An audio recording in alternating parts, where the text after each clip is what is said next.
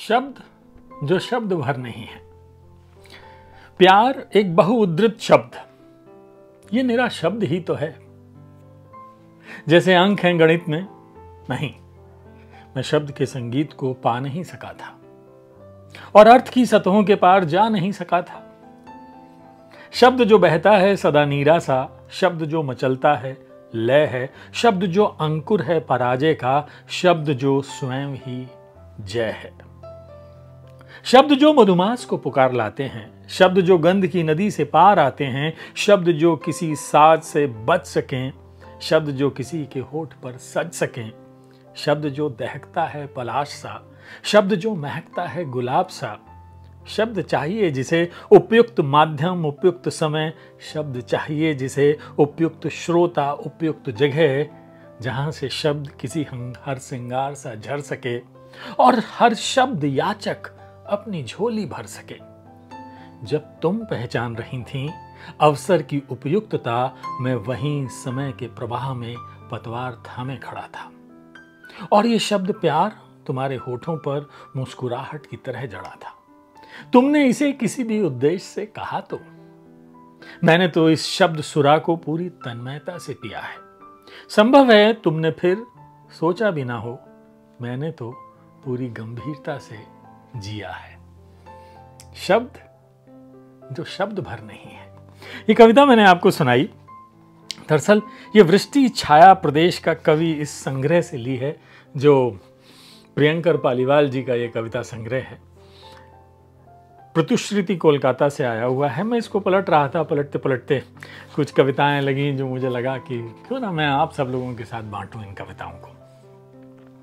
तो मैंने ये कविता सुनाई, देखिए। अब ये सुनिए मौन। कुछ समय उन स्मृतियों के प्रवाह में बहना चाहता हूं और तुमसे लय में कुछ कहना चाहता हूं, पर सामने जब निश्चलता की साक्षात प्रतिमा हो तो कोई क्या कहे। बेहतर है मन से मान दे निश्चलता को, सादगी को, मौन रहे। प्रियंकर पालीवाल जी हैं ये। कमाल की कविता है।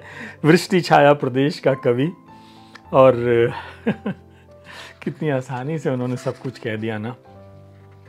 अब ये सुनिए, अच्छा ये वाला और सुनिए। चलिए पहले संग साथ सुन लेते हैं, फिर उस पर जाएंगे आगे। कि आज मन में एक मंथन सा चल रहा है और तुमसे मिलने का ये मन मचल रहा है।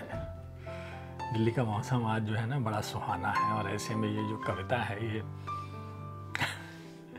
कि आज मन में एक मंथन सा चल रहा है और तुमसे मिलने को ये मन मचल रहा है। बार बार सोचता हूं आखिर आदमी को अकेले क्यों रहना चाहिए। सुख हो या दुख अकेले क्यों सहना चाहिए।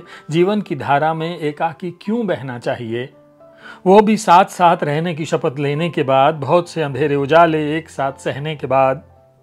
अतः आरंभिक अनुराग की आवेगमयी स्मृति को मान दो और शीघ्र आओ, मेरे आतुर हाथों में अपना गर्म हाथ लाओ। समय की कसौटी पर कसा संग साथ का वही पुराना गीत लाओ। आहा, प्रियंकर पालीवाल जी का ये कविता संग्रह। मैं यहाँ से आपको कुछ कविताएं सुना रहा हूँ। वृष्टि छाया प्रदेश का कवि, और कविताएं तो इसमें बहुत हैं, अलग अलग तरीके की हैं, लेकिन मैं कुछ खास तरीके की ही कविताएं आपको सुनाता हूँ। तो कुछ और सुनाऊँ?